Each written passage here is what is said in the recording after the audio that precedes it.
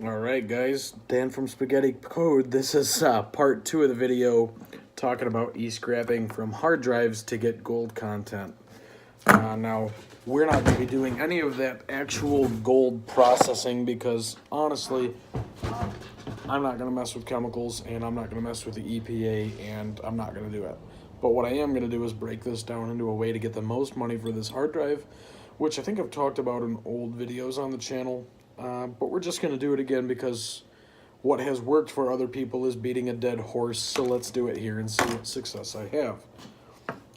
As I saw in the end of the last video before my camera did something strange, we got this far into a hard drive where we've only taken off the cover and we've taken off the logic board in the back. This one, I've probably done about 50 of these the last couple of days. So let's do another one, right? Okay.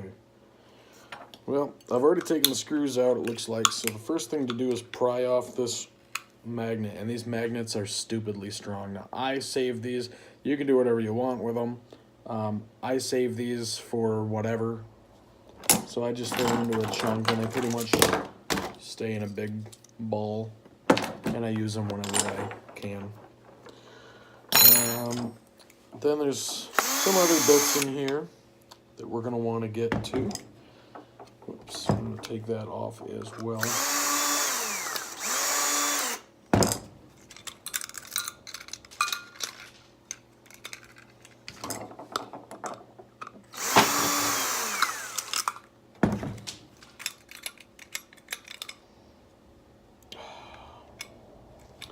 And sometimes they're a real big pain in the butt when you can't figure out what's holding components in.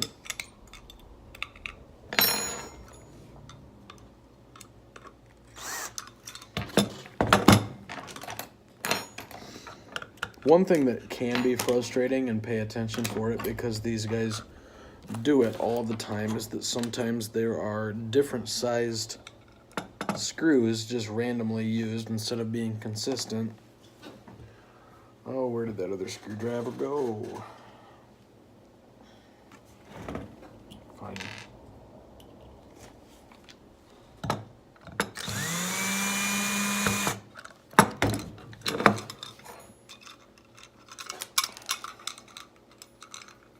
There we go. Now we're getting somewhere, I think.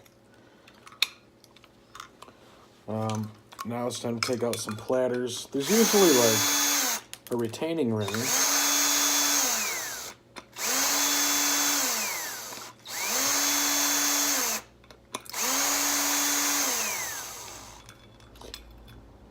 And that retaining ring is held on by 6 or so screws. So take those off. This one, what is wrong with this manufacturer? Why have they done this? They've got 2 of the 6 at a different size.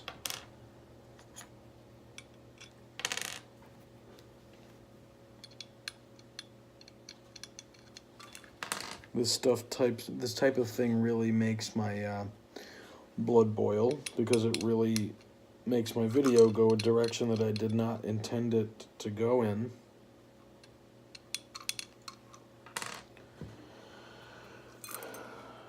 Really?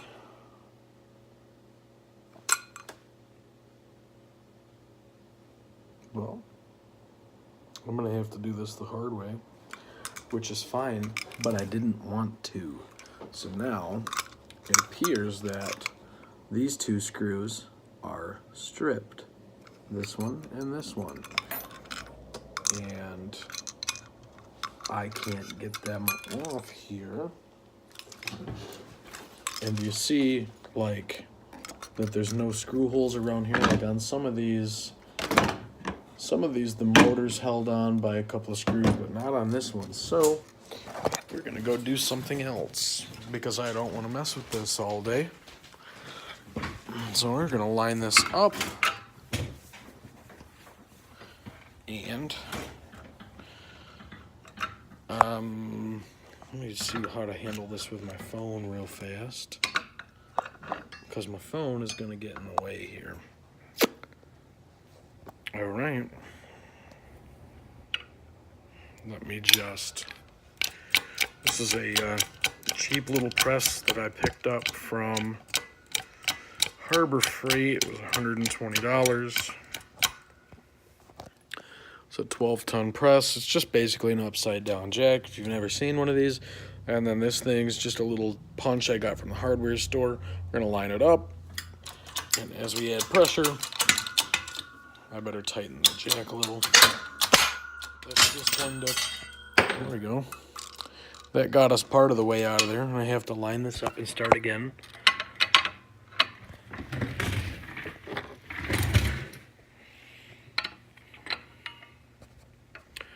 That would happen. All right, we're getting there. Hold on. There we go.